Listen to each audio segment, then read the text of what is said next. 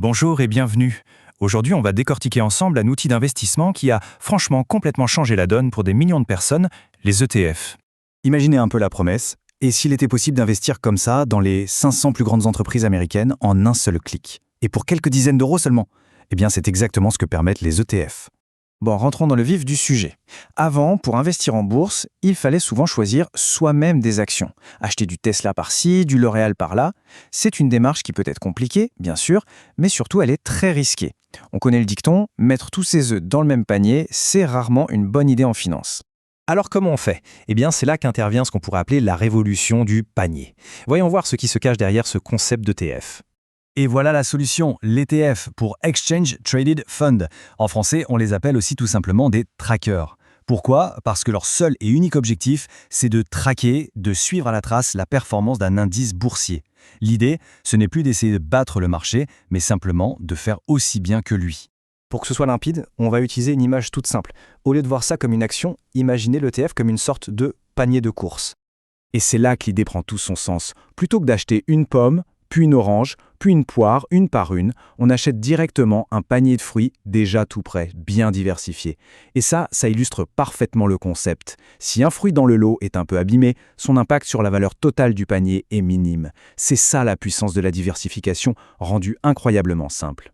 Alors, c'est quoi le secret de leur succès fulgurant? En fait, ça tient principalement en 3 grands avantages. On les passe en revue.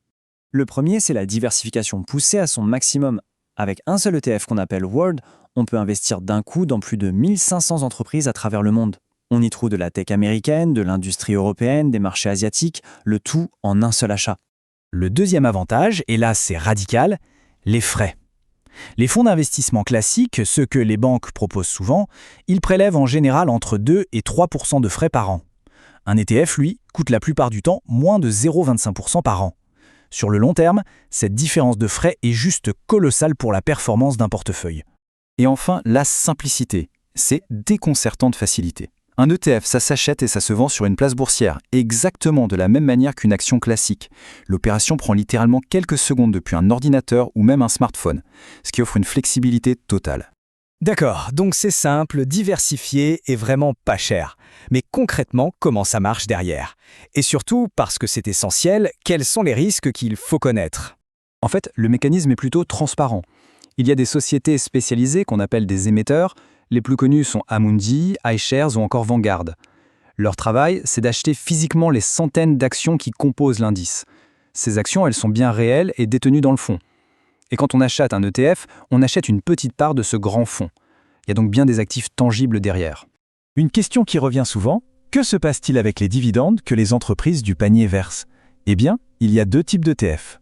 Soit l'ETF est dit capitalisant, là, les dividendes sont automatiquement réinvestis dans le fonds, c'est ce qui crée le fameux effet boule de neige des intérêts composés, soit il est distribuant, et dans ce cas, les dividendes sont versés directement sur le compte, ce qui peut générer un revenu régulier.